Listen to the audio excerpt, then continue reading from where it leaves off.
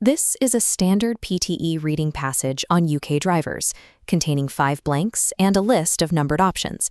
To solve this efficiently, we will focus on rigid grammatical deduction rather than how the sentences feel. In the first sentence, the verb preceding the gap serves as the structural trigger. Specifically, we have the phrase encourage drivers.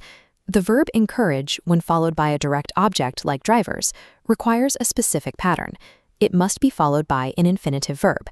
Based on that rule, turn, turning, and turned are grammatically impossible. To turn is the only valid infinitive in the set. Identifying these verb pattern triggers eliminates the need for subjective intuition. Moving to the second blank, we must account for the data that follows it.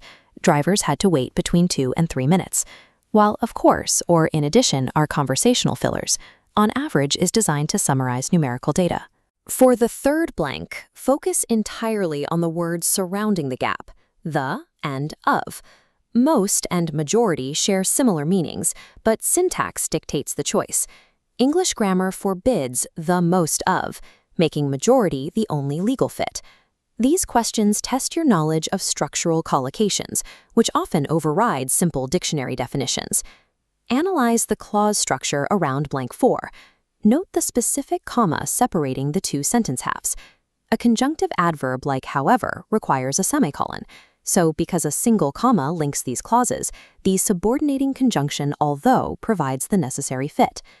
Look at the final sentence. Using the logic we've established, pause the video here and determine which option fits the gap. Punctuation marks like commas and periods are just as informative as words when resolving transition blanks. Lonely describes an emotion, while neither and either require a comparison between 2 specific things. By process of elimination, alone is the only logical fit for this context. When alone immediately follows a noun, it functions to mean by themselves.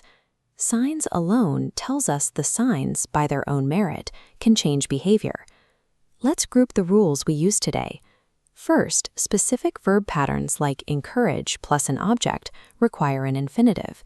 Second, collocations like the majority of are non-negotiable pairs. Finally, transition syntax depends on punctuation.